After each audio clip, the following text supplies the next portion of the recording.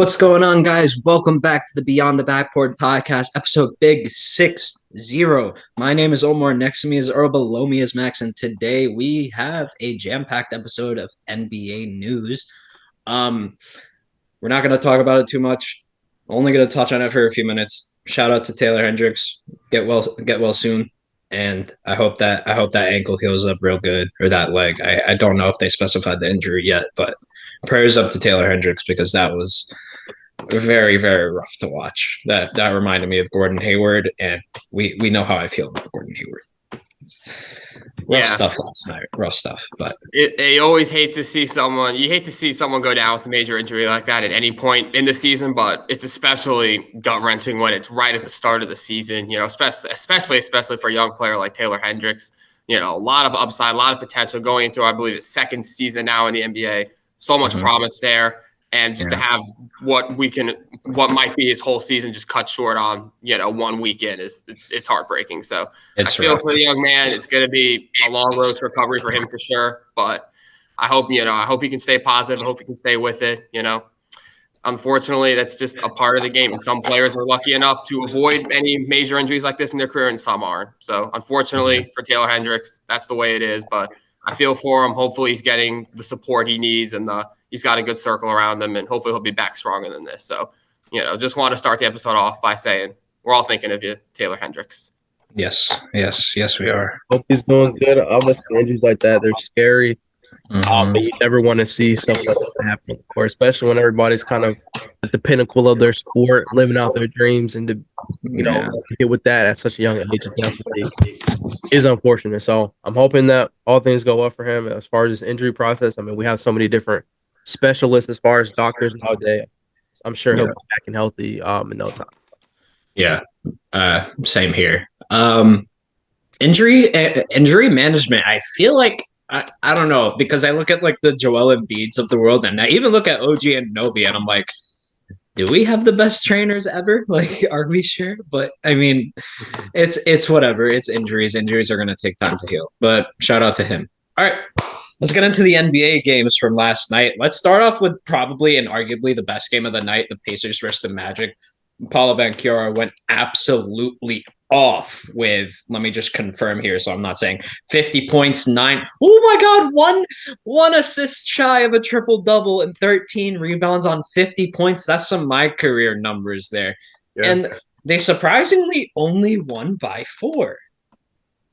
Yeah, that was a little sketchy by the rest of the team, but Paolo showed out. What most impressive to me is the fact that he shot so well. He shot, I think, 16 for 26, so well over 50% there. It wasn't great from the line, 15 for 22. That's about average for what you'd expect from him. But overall, not only a very, very high scoring night, but on great efficiency as well. They were on the boards. It's one thing to put up 50. It's another thing to put up 50 when you're just chucking shots. But Banchero he took the exact amount of shots that his team needed to win. If he took fewer shots, they probably wouldn't have won. If he chucked up more shots and shot below 50%, they probably don't win. So shout out to Paolo. Had maybe the best game of his career so far last night, I'd say. Yeah. If not, it's right up there. I mean, maybe you rate some of his playoff performances more just because it's a playoff, but just in terms of straight up production and efficiency, that's right at the sharp end. Well, yeah, he got 40 minutes in along with Wendell Carter's 32 with 10 and 11. Good game from him as well. And then Jalen Suggs actually had a career night with 25, 7 and 5. Yeah. The contract man, the bag contract man. He's earning his contract now. He was the only other person to score above 20 points other than Paolo last night. Wendell had 11. Mortiz had 14. I mean, Mortiz, but everybody, including Jet Howard, was on the boards last night. Even 2 rebounds for him. Like, just looking at the bottom of the barrel, this Magic team, great rebounding team. The credit to, who was I thinking of? Anthony Black. He hit that game-winning 3 to kind of seal off the Magic run, and that 3 pretty equivalent point in the game. And he did it in such a fashion. Like Jalen Suggs, shout out to him as well. He had a great game, 6 threes on the night, 6 of 13. He was definitely shooting that thing. He had an opportunity to close the game, but he trusted his year 2 player in Anthony Black to take the game winner, and he made it. So tough shots, big plays. And that's what you want to see from your best on the team, like putting your young guys in tough situations and letting them experience in those moments as well. So Yeah. Especially for someone like Anthony Black who didn't play much at all last year. You know, he wasn't really capturing that lineup, but now, like you said, he's closing the game, hitting the big shot. That's a step for him for sure. Yeah. Sure. Just looking at team stats here, 47% for the Magic. Pacers shot a little worse than that. Pacers had a better night from 3, 13 of 29 to 13 of 41. Wow. Yeah, literally. Wow.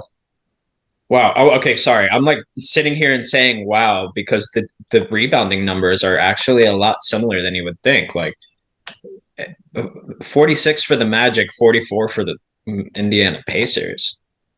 You said like the Pacers are a bad rebounding team or something. No, I don't. But when you look at Paolo's 13 rebounds and then you look at Wendell's 10, and then on top of that, you factor in every single Magic player except Kentavious Caldwell-Pope grabbing a rebound. You don't expect it is all I'm saying. You don't expect it.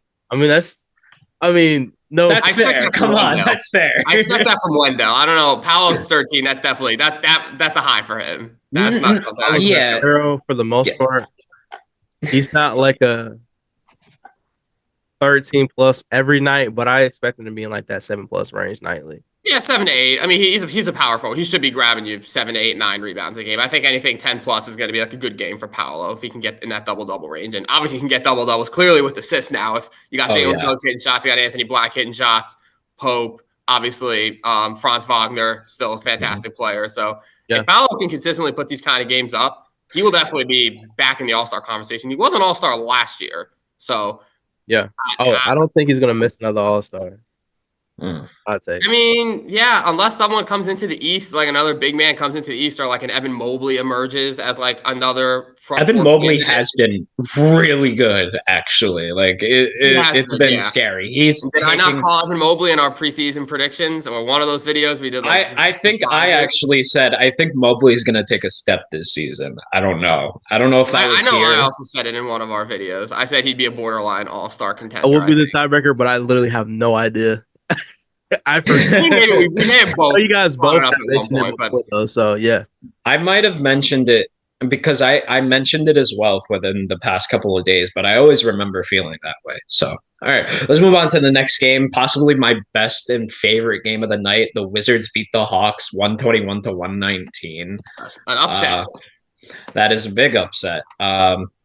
Hawks, wow, 29 for Jalen Johnson, 29, 12, and 7 with 39 minutes. Shout out to Jalen Johnson. He played really fucking good. Yeah.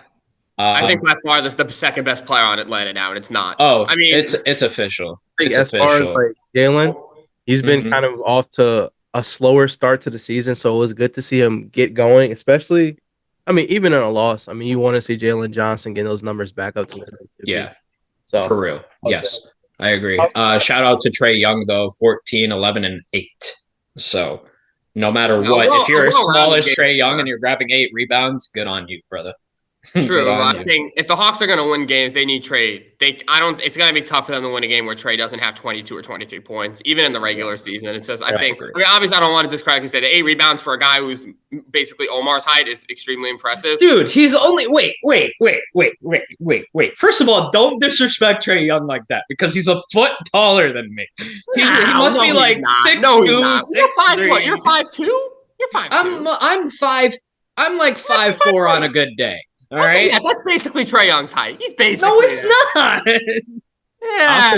About the Hawks last night. That is crazy. So the only reason the Hawks lost really is because Trae Young had a cold night. I mean, you're not going to win a game when Trae Young shooting 2 for 15. It's just like the shots weren't going in.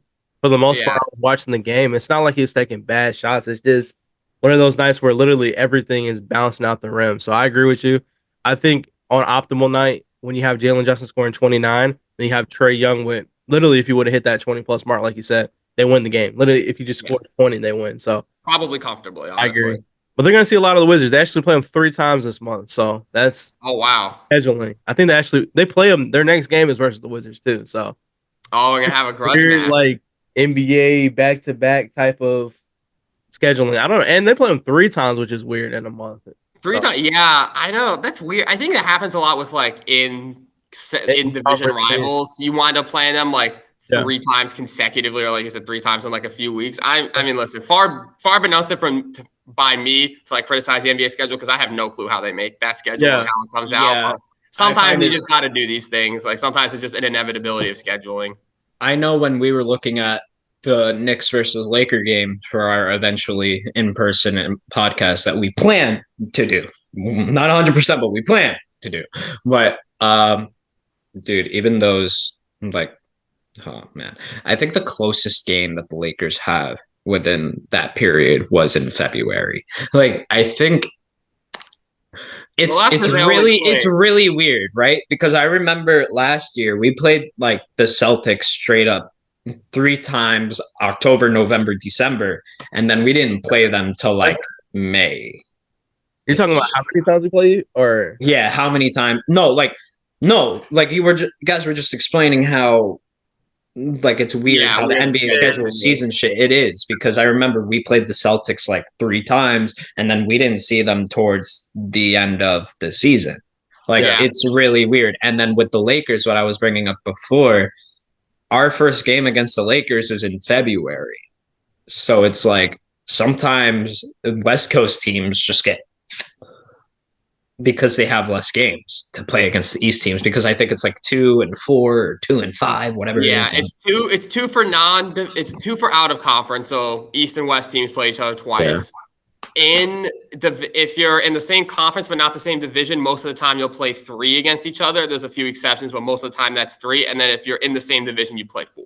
But again, it's like the Knicks. I know the Knicks last year had 3 games against the Bulls, being in the same conference but not division, and they were all in the last 10 days of the season. We didn't see them once all season, and then we played them 3 of the 4 last games, I think, or 3 of the 5 last games. Yeah, exactly. I don't know why that happens. I'm sure the league would love to avoid it, but you got to remember these arenas also. A lot of these arenas host other sporting events, so there's just nights where they physically cannot host games. So you've got to work around that. You've got to minimize back-to-backs. You've got to give teams travel opportunities. You've got to give them home stands. You got to give them road stands. You got to get 41 at home, 41 on the road. So I'm sure they have an advanced algorithm that takes care of all that stuff, but sometimes it does create some wonkiness in the schedule, but sometimes it'll create, grudge matches like Atlanta versus Washington, the grudge match we didn't know existed. Yeah, let's go over Washington's stats real quick, just so we can see what ended up happening.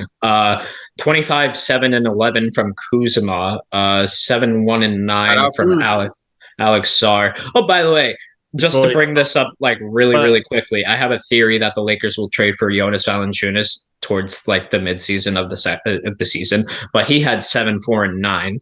Bilal Cool, yeah. What's up? Sorry, I was just gonna say it's kind of not to discredit the take, but I see it floating around. Do I really want Valanciunas? I don't know. We'll see. But I mean, he's not a bad center for what you guys are trying to do. If Jackson Hayes keeps playing like he has, it'll be fine. Obviously, anybody's upgrade over Jackson Hayes, but Valanciunas, I gotta see some more. I don't know. We'll see. Bilal Coulibaly, 17, 3, and 2. He's gonna be a high riser this year. I don't think he's gonna reach his ceiling this year, obviously, but I think he can raise his ceiling this year, if that makes sense. He just has to work on his offensive consistency. Like, I think last game he had 20-plus points, but I don't think it was as efficient as he could have been. And tonight last night he was 5 for 12 with 17. Like, ideally, if you hit a couple more shots, I mean, that's an efficient 20-plus point game. Oh, yeah. Do that consistently. I mean, not saying the Wizards are going to win at all. Obviously not. But it would definitely help. Go ahead, say it. I'm just saying, like, it would help in the development process. I'm sure the Wizards don't want one right now. They wanted against, like, Cooper Flag for real, so. Yeah. If they backed into a conference finals, I'm sure they'd take it. If Jordan Poole just turned into Michael Jordan in the playoffs, started putting up 50 pieces. I mean, shit. Yeah, he did have 26, 5, and 1 yesterday. Yeah. So can't even hate on it. All right, y'all know my opinion. Y'all know how I feel about Jordan Poole, but yes, we know how you feel about Jordan Poole. It's similar to how you feel about Julius Randle. Yada yada yada. It's similar to how I feel about Scoot Henderson, but all right, the most anticlimactic game of the night, Miami versus Detroit.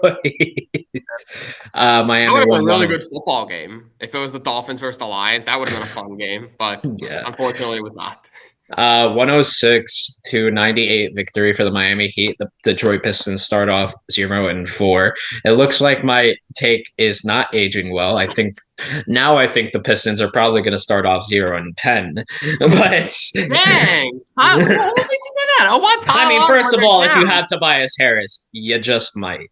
But don't hit a man when he's down. They'll get a win at some point. Jimmy Butler. I know the Hornets aren't great right now, but Brandon Miller has been hurt. But there's no way, bro. Jimmy Butler, 23-7-4 on 34 minutes. Jimmy's been showing up this year so far. First couple he games. has not. No, he has not. He's had a couple a few days ago, he had freaking 3 points the entire game. What are you talking about?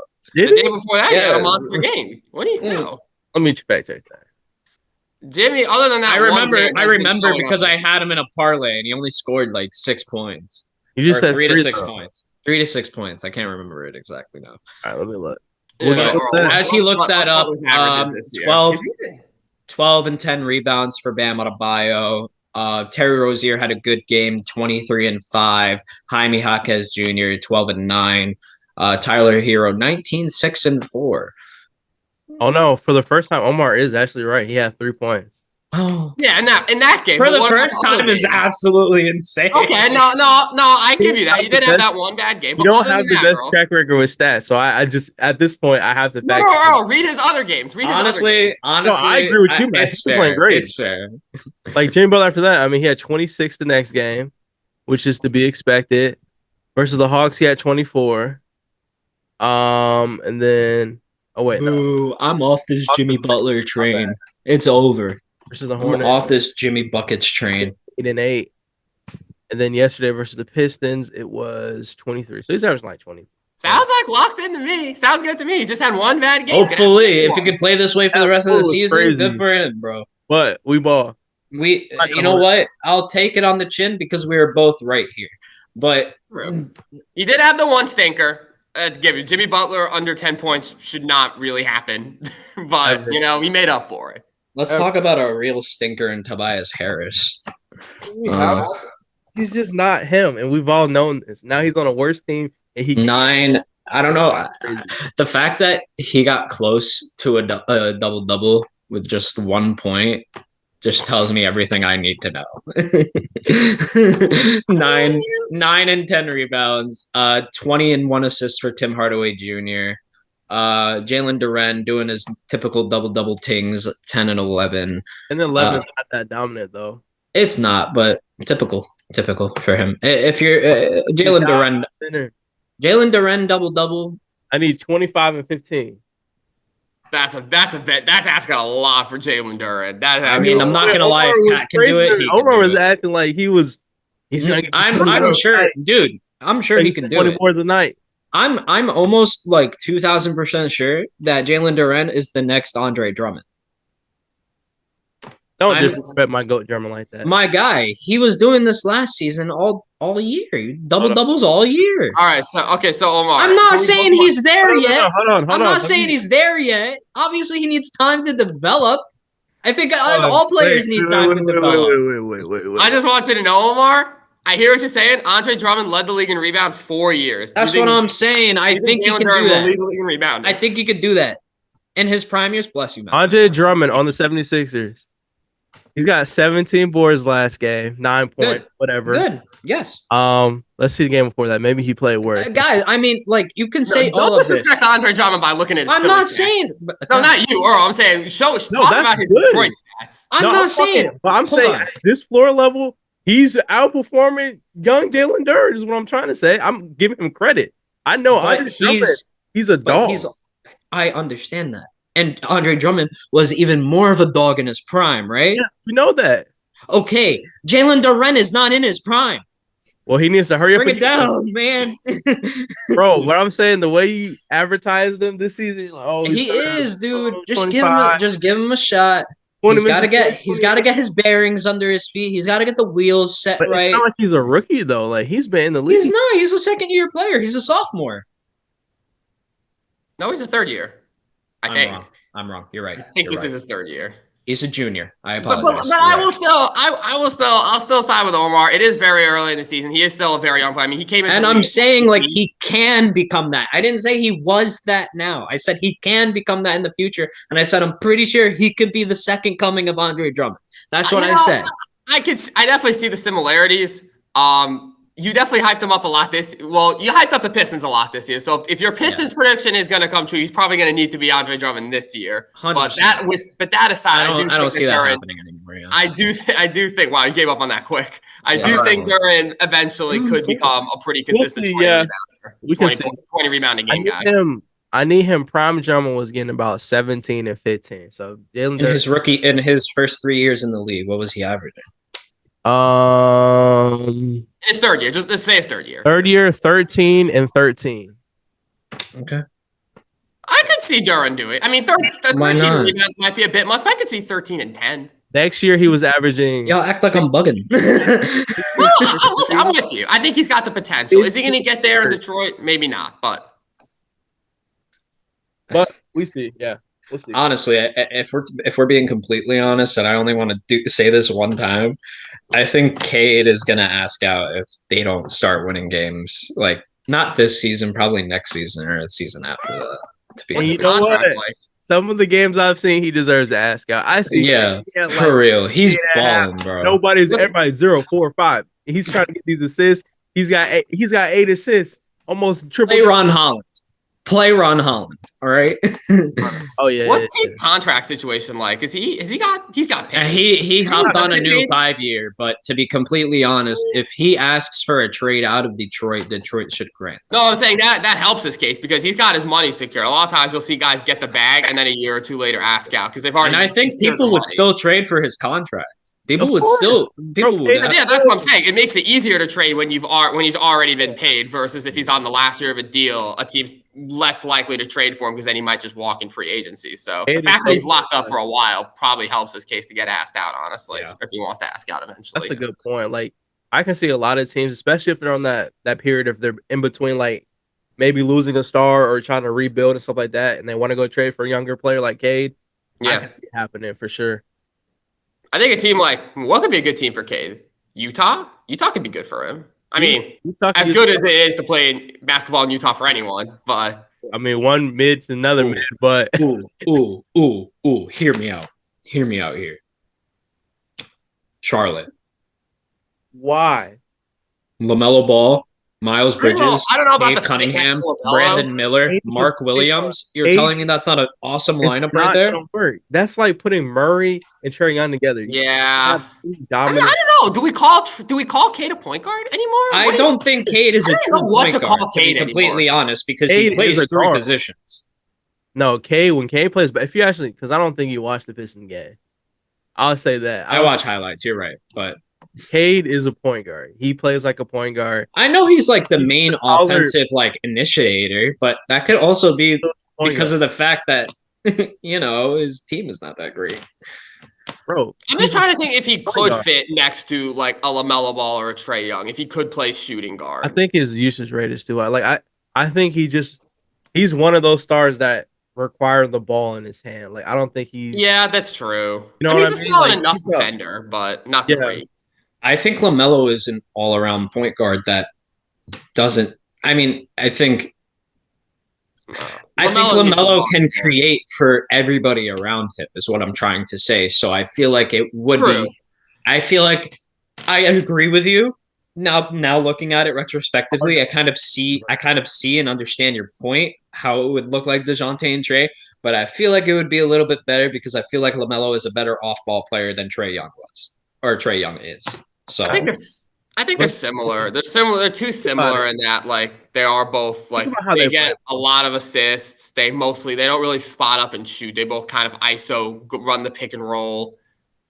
I mean, it's a good thought. I think, I mean, Cade is a bigger guard, so I don't doubt that he could play shooting guard. But again, it might be like a Murray situation where you're just not seeing the best of him. They can even flip. What's his name? Brandon Miller and Cade Cunningham if they really went all in with that lineup because he can play 3 positions. You're saying you trade Brandon Miller? No. I'm saying let's say they're in a lineup together. That's what I'm saying. Yeah. I don't know. I just That think shooting would be a little sketchy. I think they're a little just bit. They're just I agree with that. And LaMelo Ball, most of the clips you see, LaMelo Ball is creating his own offense. He's not like he'll do a catch and shoot occasionally. Most of the time, it's him creating offense for himself and for his teammates. I feel like Cade does the same thing. You know where a good spot for Cade could be in a year or two? Where? Spurs. When the Chris Paul Honestly, experiment runs out. Actually makes a lot more Cade and Wemby could be a good combo. That's a team that could use a Cade. Because Cade would be a little older than Wemby, but old enough to where he's not a that crazy makes a lot of sense. Doesn't know how to set Wemby up. I feel like that could be. And the Spurs would probably have assets. I mean, that could be like a Devin Vassell trade. That could be like a Keldon Johnson trade, Zach Collins in there. They have guys that like if Cade asks out, Detroit could be like, oh, at least the Spurs have some young guys we can like get back in it. I mean, so we're talking about like on average, a career average of 25 and 6.5 assists. Like that's a guy you want next Wemby. And this year he's averaging 26.5. I think that may be in their long-term like plan, to be completely honest, because like teams monitor players around the league all the time. Oh, for sure. So it's not like there's a lot of things that we hear people are monitoring, and there's a lot of things we don't hear. So the Spurs are lurking. They could have Cooper Flag this year if they tank. Like, think about that. They could have a chance to have. They could have the chance to have the number 1 and 2 pick this year. So it's like Cooper Flag and Ace Bailey. Yeah. So it's like, ugh. Spurs, all I'm saying is if they get Cooper Flag, I don't think they'll need Cade Cunningham. So. But the thing is, I still think that would like as far as you still need like a younger veteran on that team as well to help. Like Chris Paul, realistically, he's not going to be playing that long. I mean, if we're being it's 1, maybe 2. I mean, if he plays, maybe 2, I'd be surprised. But you need a younger star to pair with Wemby. Like I get the draft is going to be the draft, but you still need that younger star piece to put next to Wemby and take off some of that pressure. I feel like. Yeah, I think Cade would do a good job. I think Cade, having never played with someone of Wemby's caliber, I think we take every opportunity to set him up, run the pick and roll, get the ball to him in the post. I think they would complement each other well. And Cade's a good enough shooter where he can provide good enough spacing for Wemby as well. Oh, Cade, yeah, that just makes the most sense, bro. And then Cade gets to learn from Popovich, be in a way better system. Oh, man. Yeah, I could see it. So if Detroit wants to keep him, they got to turn the wick up here. Although I will be interested to see if Detroit does just as poorly or maybe slightly better than last year, because I don't think they can do worse. I'll be interested to see, Omar, if you're going to retract your Monty Williams was the problem idea.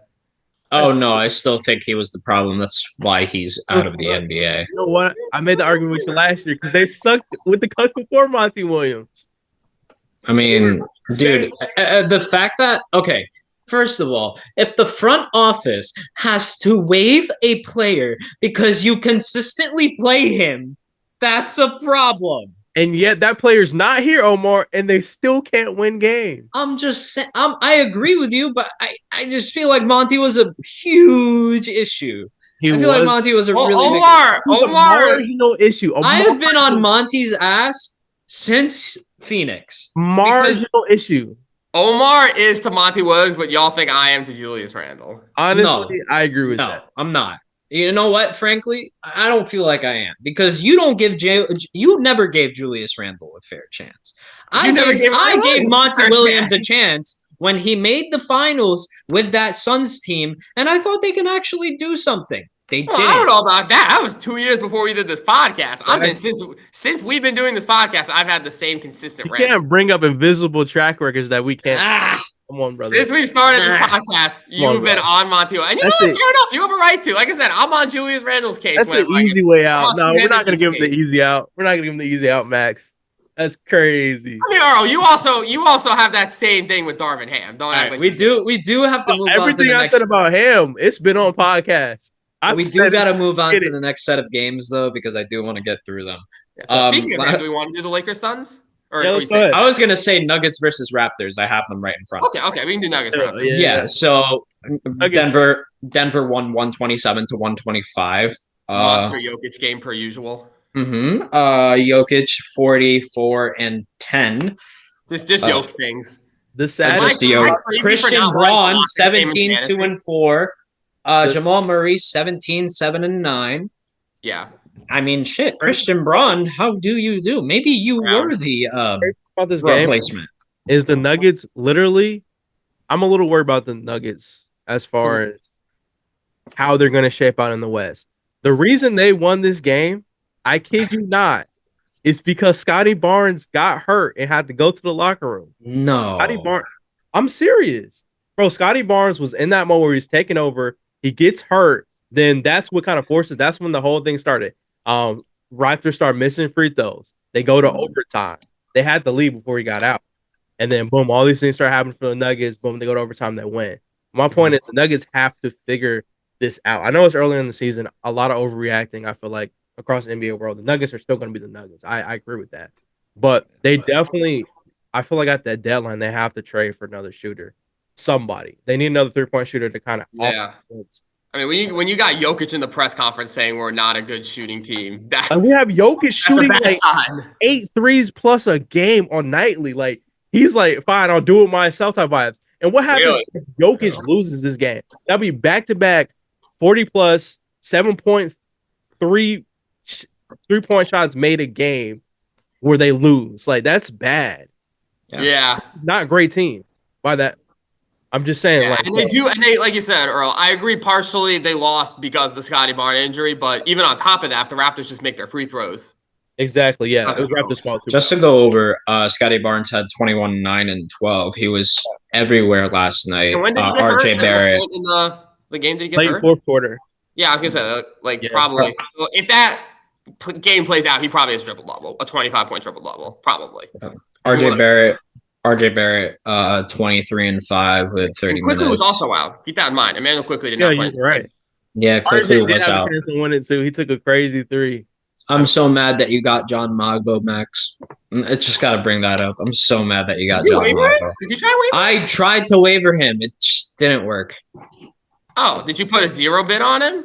Yeah, because I'm trying to save the. Okay, well, I bet 1, so. Yeah. If there's like a really huge waiver, I'll put a lot of it. That's why.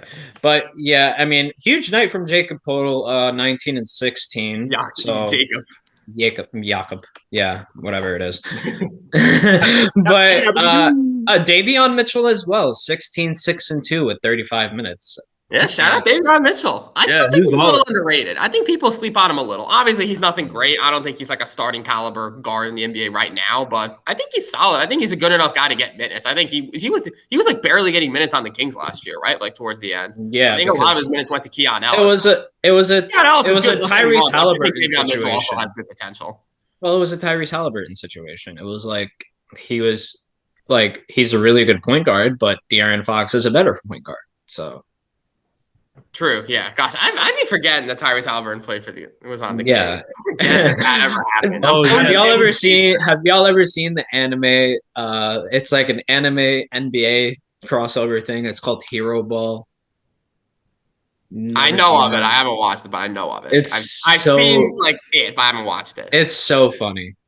Like it's so funny. Y'all gotta watch that when you get a chance. It's hilarious. Yeah. But am I crazy for not wanting to lock Jokic in fantasy after that game, for thinking he could do better in 3 more games this week? What was the fantasy number? 80. Yeah, I'm not locking 80 for the same reason. He had like 78. I'm not locking. So you're not crazy.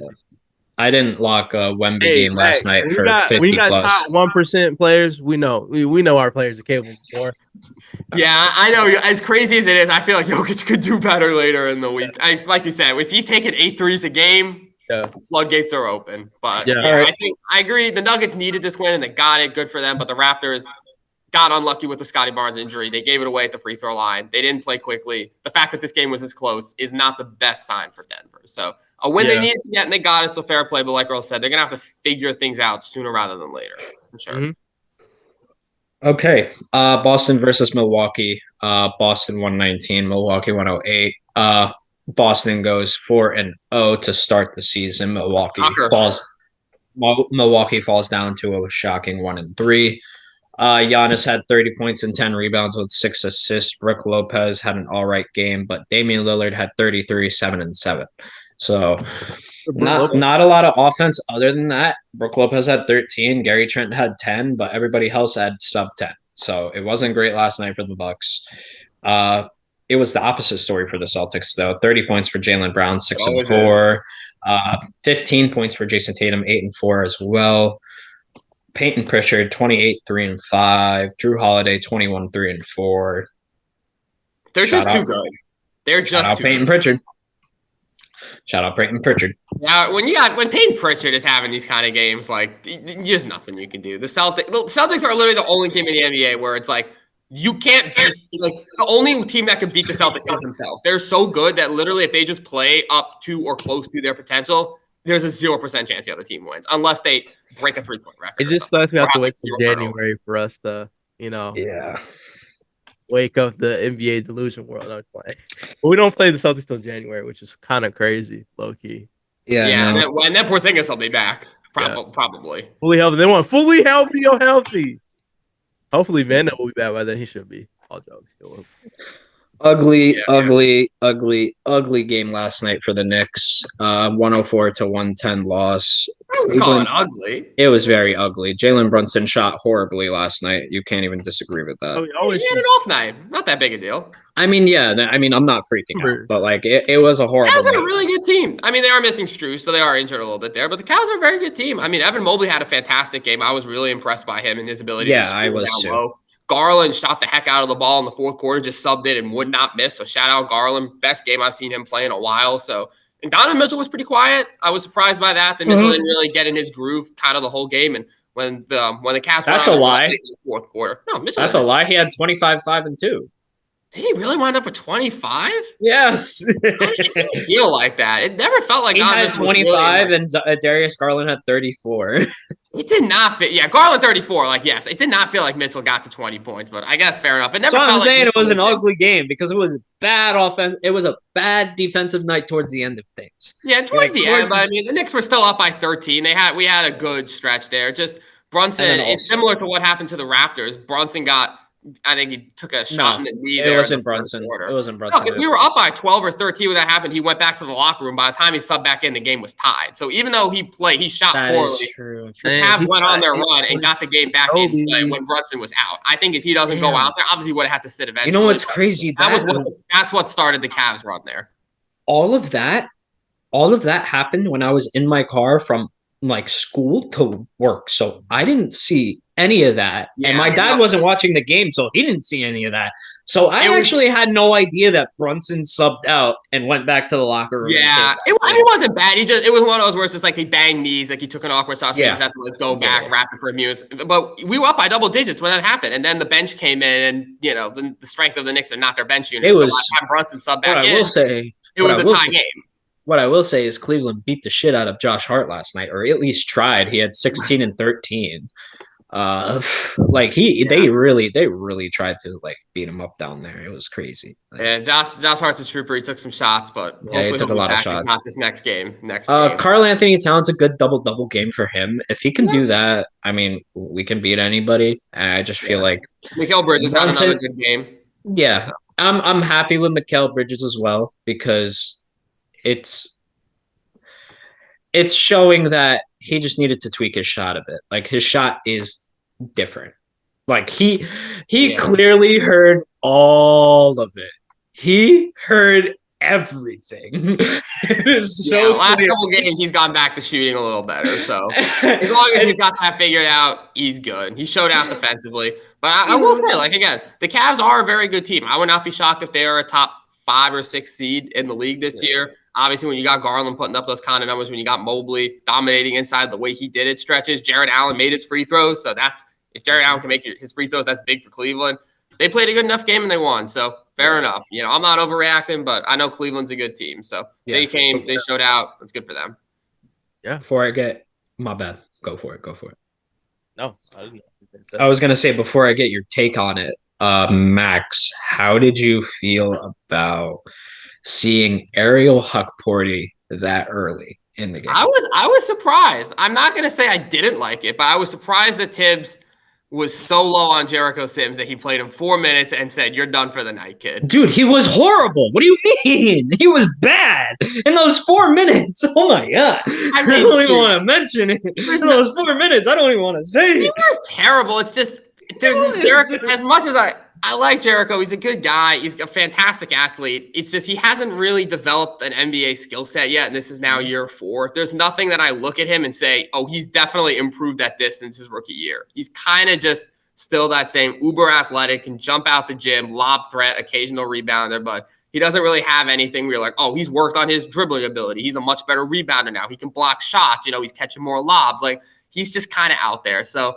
I'm surprised that Tibbs has pulled him from the lineup seemingly this early, but I'm glad that Huck Portier is getting a shot to play. He seems solid. Obviously he's super duper young. It's going to take a while before he's fully comfortable, but I don't hate giving him the opportunity over Jericho if Jericho Sims is still not progressed at all in his career. I think that opens up the door for someone like a Huck Portier to see if he's really reminding me of, like, I don't know what it is, but it's like a faster Mitchell Robinson.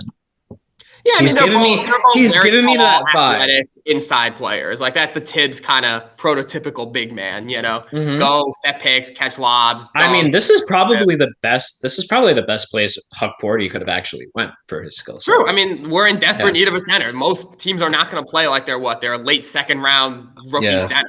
I think Huck Porty is going to.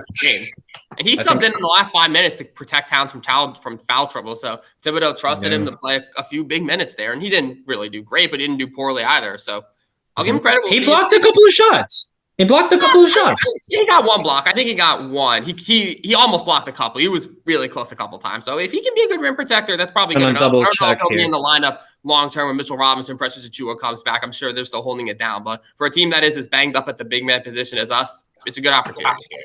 I'm trying to look it up here, but they don't really have his stats. It's indeed all I gotta say about the Knick game, really. If we want to move on, he had one block yesterday. Yeah, one block. He was close to a couple though. He could have had 3. Just missed him by that much. But that's the Knick game. If we want to move on here. Yeah, let's move on from that, please. I can't take it anymore.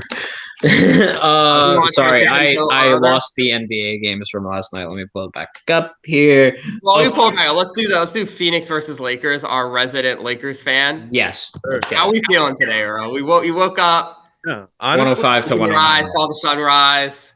Honestly, I'm feeling what I did there. This is the first time I haven't really been upset about a Lakers loss in a long time. I feel like one of the biggest reasons we lost is something I talked about on shout out to Quest for 18. We had like a hot take on what our record would be after 5 games. I said 4-1, and the game I thought we would lose is the second game in a week versus the Suns. I always feel like it's really hard to play a team that close in the schedule, especially if you win. Because now, if you win, the Suns kind of know what they have to do to play better. And I feel like that adjustment is what the Suns did. They definitely did a better job of kind of maintaining their offensive flow. I think that's something that they struggled with in the second half of the first game we played them. And they did a good job of closing us out this game. And the biggest reason why we lost, really the only reason why we lost, funny enough, is LeBron. He had like his worst game of his career. So when that happens, when you put it into that perspective, I'm not really too worried about this type of loss. I mean, when LeBron goes 3 for 14, I mean, it's going to be hard to win games. Like looking around, everybody did their job. Rui Hachimura, 20 points, 10 rebounds, double locked in, 8 for 18. Anthony Davis, MVP Davis, as I call him, 29, 15, 3 assists. And I think he had 3 blocks as well again. So he's averaging about like 2.5. Austin Reeves, 23, 3, 8 rebounds. He played good. Even D'Angelo Russell, he didn't have the best game. I mean, but he still had 14, clocking out 14, 8 assists, which is good for him so far this season. And just like everything else after that, it's just kind of, it's all right. But I feel like games like this, Ron hits like literally 2 more shots, we win. If he hits around 50%, as we're kind of more expecting him to, we win by like 10. So I'm not too stressed about this. Kevin Durant and the Suns, they did their thing. Katie had 30, Book had 33, so they definitely had a good game. But I can for sure say for the first time, besides the second quarter, I feel like we had a dry spell. That was probably our worst quarter of basketball I've seen. A lot of stagnant offense. I feel like that's a lot to do with the bench. Let's just say I'll be excited when Vando and C. Wood get back because we need some more production as far as bigs. Jackson Hayes, no offense. But, yeah, I think... Jonas Valanciunas, yo. Go get yourself a Jonas Valanciunas. Depends on what it costs for real, bro. I'm not trying to get Honestly, yeah, that's what it is. I mean, will the Lakers want to pay him 10 million for 3 years? I mean, I don't think it's the money is the issue. It's just about what you have to get them. Like everything Braun for Valanciunas, who says no? Oh yeah, for sure. Yeah. Yeah, I think, okay, Earl, I'm curious though. After having seen the Suns twice now, do you think that they're a better? Because I was on a little bit of the Suns hype train. I said they'd be like a top 5 or 6 seed this year. Are you more of a believer in the Suns after these 2 games you've watched, or do you still think that they're going to be like a fringe playing team? Honestly, I think I'm still the same, bro. Okay. And I don't want to come off as a hater because that's not what I want to come out to do. No, I mean, listen, you've seen it twice. The thing I see consistently is this. The Suns are a great offensive team. We talked about this for the last couple of years, but defense is what's going to kill them. In a playoff series, they have to defend. Like, think about if this was a playoff series. Yeah, LeBron went 3 for 14 this game, but can you really count LeBron going 3 for 14 for the entirety of a playoff series? No, you can't even count on him doing that one game. And the Suns, and this is what D-Book and Kevin Durant scoring 30 plus. Like, this is their best game. Well, I guess if Bradley Beal has a better game, I don't know what he had this game. D-Book and Durant can also go for 40 to 45. Yeah, for sure. And they won by 4. So it's just like, I understand. Like, the Suns are a great team. I think they are, but they definitely have to work on defense. And Nurkic is really, really, really, really, really, really, really hurting that team. Like, if you go back and look at his plus minuses, the difference we were looking at last night, I think the difference between Plumlee and Nurkic's plus minus at one point was like a minus 30. It was like something insane throughout that game until obviously by Mason Plumlee it evened out a little bit more. But that was like our last game too. Mason Plumlee had the better plus minus. So I don't know what Nurk is out there doing, but it's literally like baby food out there. So he's been trying to shoot threes, hasn't he? He's been kind of like trying to step out and take threes, and it's just he's just trying to be more of an offensive threat because that's what the Suns need. Well, that's not him though, and like I agree with you. Screens, I think he had like 2 screens. So the last thing the Suns need is more offense. They need him to go be a big body and play some defense instead of standing out. If Nurk goes out there and shoots a 3, I mean, think about it. That's the one person that they're not guarding up super tight. For a good reason, though. I wouldn't guard him either. But imagine if he starts shooting that thing and he starts making those things. But he's not going to go out there and score like 18 a game or nothing crazy like that. He had 2 points, 1 for 6. Like, I don't even think he had a double. He had 4 rebounds. Like, bro. Damn. I'm honestly more concerned about the rebounds. Like the Suns do not need more offense. They need him to go be a center. If your center is grabbing 4 rebounds in a close game, that is a big problem. Mason Plumlee had 10 for perspective. So exactly. Like, do they just start Plumlee in a few games if Nurkic continues to not work out? I think they'll look better with Plumlee because the thing about Plumlee is he knows his role. Like, he's going to crash that glass, and he's not going to try and shoot threes. Exactly. He's going to crash that glass. He's going to play his role perfectly. He sets good screens. He's on the glass. He boxes out pretty much every possession. You see those extra boards that a lot of people don't fight for. That's what Plumlee does. Nurk, he plays a little bit lazy. I'll admit that. Like, I've seen a couple plays. I'm like, dang, like you got Rui Hachimura with 10 rebounds because Nurk is just looking up like, oh, I'm supposed to get that. Like, bro, I don't know what to say. I just think the Suns they still have a big problem. I think in an ideal world, I mean, I would try to get another big. Talk about getting a big. They should get Valanciunas. Honestly, they definitely can't afford it. Valanciunas is what Nurkic is trying to be and not being successful at it. For sure. All right, we do got to move on to the rest of the games. We got 4 more left. Real quick, Rockets versus Spurs. Spitfire, Alperen Sengun, 12-12. Jalen Green, great night, 36 points, 2 rebounds, 1 rebound, 2 assists. Jabari Smith Jr., 17-8, good all-around game for the Rockets. Jeremy Sohan, 22 and 9 rebounds. Victor Wembanyama, 20 rebounds, 14 points. Chris Paul, 16, 3 assists. Malachi Branham, 15, 1-1. Zach Collins, they did pretty well. It was a very close game. Imagine Cade on that team. Yeah, imagine Cade on that team, honestly. They probably would have won that shit. Bulls versus Memphis. I think the Rockets won that one. Yeah, the Rockets won, 106-101. The Bulls, Memphis. I mean, the Bulls, 126-123. Zach LaVine, 30 points. Great night for him. The Bulls won? He's been balling. Yeah, the Bulls been balling this season. Dang, when I turned the game, they were down by like 20. So, Yeah, I mean that's what happened last night with the Knicks as well. We were up by like 13 at one point and we still lost. But Yeah. we were up by 20 points by Kobe White, 22 Nikola Vucevic with 7 rebounds and 5 assists. Josh Giddey, 12, 13, and 8. And he looks like he's back to That's all you. If Josh Giddey gives you that, you take that. You take that. Yeah, if Josh Giddey gives you that, you take it. Yeah. I don't believe Ja Morant played tonight. He didn't. He was out. He was out. Oh damn, they're not playing even Yuki, bro. You can't lose a game with Ja out. So good win for the Bulls. Damn, Scottie Pippen Jr., 14 and 10 assists. Look at him. Scottie Pippen Jr. in Ja's absence. Look at him. Fantastic game. He's a player. This guy, like he low-key's kind of like a good NBA player right now, or like at least an all right player. Like he's gonna have to be in the line if people obviously not starting, but like a bench role. I had a hot take that he could take that Tyus role with the honestly, and he literally did. Almost kid looks good. He's turning into an NBA player there. 30 points from Desmond Bane, along with 7 rebounds and 4 assists. Jaren Jackson only had 19, 6 and 1. Santi Aldama, though, 11 points, 13 rebounds, and 7 assists. So it was a good showing. I'll give a shout out to Santi Aldama. That's someone who's had like that. He's one of those guys who's like he's had a really good start to the season for his standards. Like he is. Yes, he's had a nice start to the year. Like an underrated guy. Obviously, he's not going to make an all-star team or anything, but like among role players, he stepped up and had some good numbers. So shout out Santi Aldama.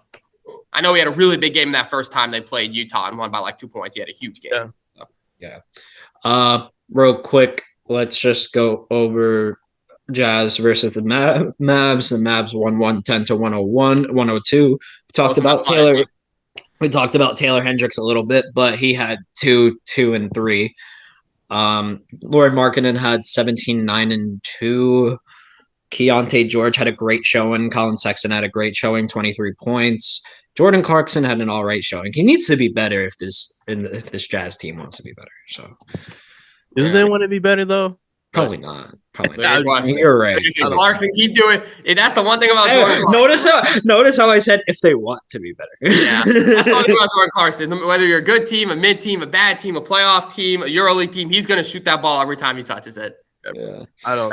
And he'll make it a lot of times, but you know with Jordan Clarkson, if Jordan Clarkson gets the ball, you ain't getting it back.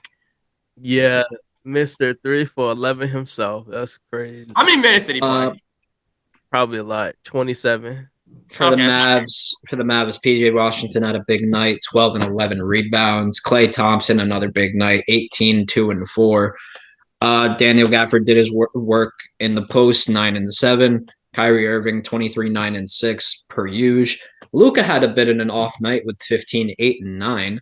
That's why his standards, that's an off night. I love how that is an off night. You're right. He had a borderline triple double, and yet it does feel like an off night. Not a good game. Derek Lively the second, 14, 2 and 4. He's showing he has good minutes. Neji Marshall and Quentin Grimes combined for 8 points. I don't know why I said that, but it just felt like I should. Neji Marshall and Quentin Grimes. Oh, no, I said who had more points between the two of them? Who contributed more? Oh, they had 4 apiece. It's all right. My Grimes prediction is a long-term prediction. I said by the end of the year. He will be doing more for this team than Klay Thompson. I'm going to stand on business till proven wrong. All right. The last game of the night, and before we go over predictions real quick, before we got to close up shop, Detroit, I'm bugging. Sacramento versus Portland. The reason why I said Detroit is because they play like Detroit.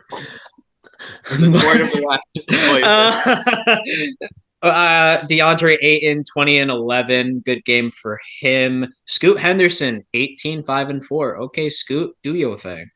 Donovan Clingan, not a great showing for him. I would love to see more. We pause real quick. Real quick pause. I found out yesterday that one of my classmates actually went to middle school with Donovan Clingan. That's pretty cool. That's actually pretty cool. That's how tall Donovan Clingan was in middle school, according to my classmate. 6'7". Oh in middle school is crazy. In middle school? Yeah, he said everyone knew Clingan would go to the NBA one day. Oh my God, bro! Imagine being 6'7" in middle school. You're hitting. That's crazy. But yeah, just a fun fact that I found out yesterday. Shout out Donovan Clingan. Apparently, more classic than one of my classes. Yeah, Donovan Clingan.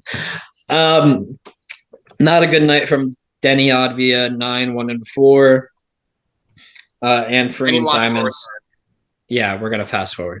And then the Kings, great game for them all around. Domantas Sabonis, 16 and 13, 7. Game for my king. 23, 4 and 3 for DeMar DeRozan. Keegan Murray only had 8, 2 and 6, which is okay. It's not too bad for the win. And then De'Aaron Fox, 24, 3 and 6. Kevin Huerter, 18, 4 and 1.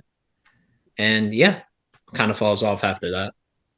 But the Kings Sacramento can defend. They'll be okay. They'll win some games if they can figure out defense. They just have to go defend in that lineup. Yeah. I think they can, to be completely honest. They can. It's similar to Phoenix, where it's like if they need their guys to go off every night and have consistent offense. Wait a second. Oh wait. Okay. I thought the Kings played Portland again. They play the Jazz tonight. Hey, scheduling, y'all know how we talked about the schedule. They play the Jazz tonight. I can see them playing Portland back. Sabonis, 34-point triple-double, baby. Easy. All right, lock it in. I like that hot take. Easy win. I'm about to put it in a parlay, Earl. If I lose, it's on you. Bro, lock it. Right. We want to rapid fire tonight's game before we close up? Yeah. Do you guys want to do today and tomorrow, or do you guys want to just do today? Let's just do We got enough time for today and tomorrow. We'll see how many games we can get through. Okay. Nuggets versus Brooklyn. I got the Nuggets. It's pretty clear. Nuggets, yeah. Not even contest. Brooklyn. Next. Brooklyn. Mavericks versus T-Wolves. I got the T-Wolves. I got the Timberwolves. I'll be contrarian and say Mavericks, but the Timberwolves could definitely win. That's a 50-50. That's a good game. Jazz versus Kings. I got the Jazz tonight, believe it or not. I think the Kings are going to show that they're a little out of gas tonight. In Sacramento? I got the Kings. Listen, back-to-backs really, really do take a toll, so I just feel like... Is it in Sacramento? You went on a back-to-back. I have no idea, actually. Oh, well, it is a back-to-back. They played last night. No, I said we went on a back-to-back. It's not that hard. It's not hard, but it's harder. Give me Sacramento. They're 1-2, pivotal game, 2-2. Yeah. Pelicans versus Warriors. I got the Warriors tonight. I got Pelicans. Curry's not playing. Yeah, Curry's out. Curry's out? Yeah, he's out. Okay, then I got the Pelicans. Friday, maybe past that. Okay. Oh, yeah, he got injured. I forgot about that. Minor injury. He's fine. Just they're probably being cautious for them. Yeah. Hawks versus Wizards. Who do we got for tomorrow? I got Hawks. What they're about to do is going to be criminal for revenge. You know what? You can't put those games that close together, bro. No. You know what? I'm gonna say Wizards just cause I'm gonna back the Wizards. I'm gonna back the Wizards too. It's gonna be like, remember how last year how the Pacers kept playing the Bucks and they kept beating them? I'm just saying. I'm gonna say it's like that. Remember, Trae Young was 2 for 15. It's not happening. So true. But you know, Lakers masterclass game tonight. Wizards win another one. Lakers, Cavaliers. Who do we got? Time to break the undefeated boys. Bron going back to Cleveland land. Is that tomorrow or tonight? Tomorrow. Okay, I was gonna say that would be weird for both teams to have a back-to-back. Is that in Lakers? Is that at Lakers? Oh, we're out. I don't know. It doesn't say here. It's in Cleveland. Ooh. Don't count out the boy from Akron. But I'll go Lakers. If it was in LA, I'd say they'd win pretty comfortably. But in Cleveland, I think it'll be a good game. But Lakers. Pistons at the 76ers. Is Joel playing that night? I don't think so, but I'm still taking Philly. Oh, wow. Okay. I'm taking Philly regardless. Tyrese averaging 31 in the season.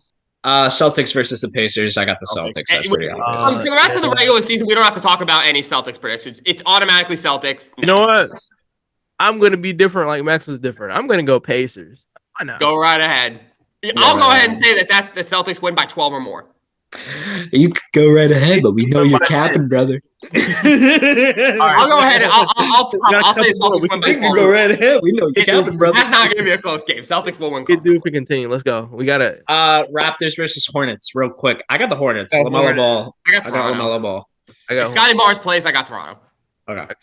Knicks versus Heat. I got my Knicks. Jalen Brunson is not going to have that bad of a shooting night like he did the other night. It's one off. It won't happen again. Either. You know what Earl said to me the other day? I'm not even going to be You want to know what Earl said to me the other day on a PS party with 5 other people in there that can attest for me that said this?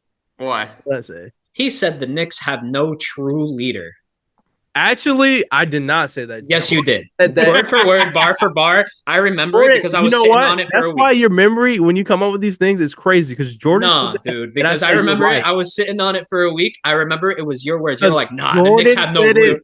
You said, Jordan nah, the said Knicks it. have no real leaders. All right, for when real. we get in Word the for word. when we get in the chat, I promise you, Jordan said that, and I was like, I back you on that. So They come up with that. Jordan okay, so you seconded it. yeah. So I said, you did. So you did. You did. I'm saying I You didn't. literally said after the fact, He like did it. after He all of that, directly there was said it. silence. It wasn't and my take. You made it seem like bar it was for my bar, take. you your agreed with the voice, take. you said I agree with it, but the I didn't Knicks say don't that. have a real leader for real. I didn't say that. Jordan said that. I On, said, yeah, on that's true. everything I love, my brother. I Well, love you you. obviously I don't love your you. stuff enough. You're You I don't love you, whatever but you put did. out there. You do not love enough to lie on it like that. That is not true. I'm not lying though. I just signed the paper. I didn't introduce the bill. I just signed off on it. That's you all. injured, bro. That's the same thing. I What do you mean? It's the same thing. If you repeat it, it's the same thing because you still said it. I didn't. I said, yeah, that's right. But it's true. So I don't know what you're talking about. He said it's true though. So Max, what do you have to say about that? All I gotta say is thank you guys for watching this edition of the Beyond the Backboard Podcast. We're not even done with our predictions yet. Yeah, I got the Heat. I got the Knicks. right. I got the Knicks. I got the Knicks. BK and the Grizzlies. That's tomorrow. Brooklyn. Yeah, BK. I don't know why I said BK. All right, that's fire. I got the Grizzlies. Have it your way. Bulls, Magic. Yeah. Spurs, Thunder. Thunder. Warriors, Pelicans. Is that 2 games in a? And that's a back-to-back 2 games in a row. It's the Pelicans again. I'll say Curry plays that next game and they win that. Yep. I don't know if he's going to be out for a week or not. No, I don't know. I'll assume Curry's back for that second game and say Golden State. I got the Trailblazers for that last one though. I'm not gonna lie. Trailblazers, Clippers don't have Kawhi. They only have Harden. Clippers have been playing good. They've been solid enough to where I take them over Portland. Come on now. The only team I'm not taking over Portland is I'm literally going Clippers, no jokes. Like, wait, what is their record as it stands? They're 2-1. Okay. I don't know why. I'll go. I'm just not high on the Clippers without Kawhi. Why is that such a shocker? Watching basketball. That's why. That's a casual. Come on, that's not true. Dog, they've been playing teams. They've been winning. I'm sure of that, but do I think it'll hold over long term? Probably not. I agree with that, but I think it's good enough to hold over Portland. But I'm saying you need a new reasoning. Because Kawhi's not playing, you can't use that anymore. They're 2-1 without Kawhi. Okay, well, I don't know about that. We used that reasoning earlier. Come on. Small sample size. I'm just saying. They're going to regress the non-Kawhi mean eventually. No, for sure. But I'm saying, like, that's just saying that is not good enough now. They have James Harden. James Harden by himself is good enough to beat this Blazers team. Yeah. And then you got the second coming of Shaquille O'Neal over there. What's his name? He's averaging like 20 plus a game and 10 rebounds. Is crazy. Am I missing something? Is that Donovan Clingan? Oh, Zubac. Oh, yes, you're right. I forgot about Zubac. Weird reason. Dude, I'm not going to lie. I completely forgot Zubac, took a step offensively. Yeah. This Clippers, they're not great, but they're good enough to be Portland. Let's not disrespect. I'm saying. All right. I was wrong. I'll take the Clippers. Zubac, this season, before we go, he's averaging 22.7. Yeah, 14 you're right. rebounds and 4 assists. Yeah. Who is this? If we were doing all-star balance right now, he'd be an all-star. Yes, who is this? 14 a game, 23 points a game. James Harden turned him to prime Clinton Capella. I'm just saying, bro. But yeah, go ahead. You can close it now. I just had to put that out there. Zubac, your GOAT. I'm sorry. Oh, dude. I genuinely, I want to say this from the heart. I couldn't have picked 2 better co-hosts to join me on this. I swear to God. Thank you guys so much for tuning in on the Beyond the Backboard podcast. I appreciate every single one of you 53 subscribers that we have. Keep subscribing to us. Follow us on Twitter. Follow us on X. We're going to be more active on that and more YouTube. And I promise I'm going to be better with Spotify. I've been slacking on Spotify, but I'm going to be doing it. I promise. It will happen. I just have to have things under control. But again, thank you guys so much. Appreciate all the love and support. If you're watching this episode 60, that means you guys were here for the long one, and we appreciate you. Thank you guys so much. Thank you to everybody. Peace.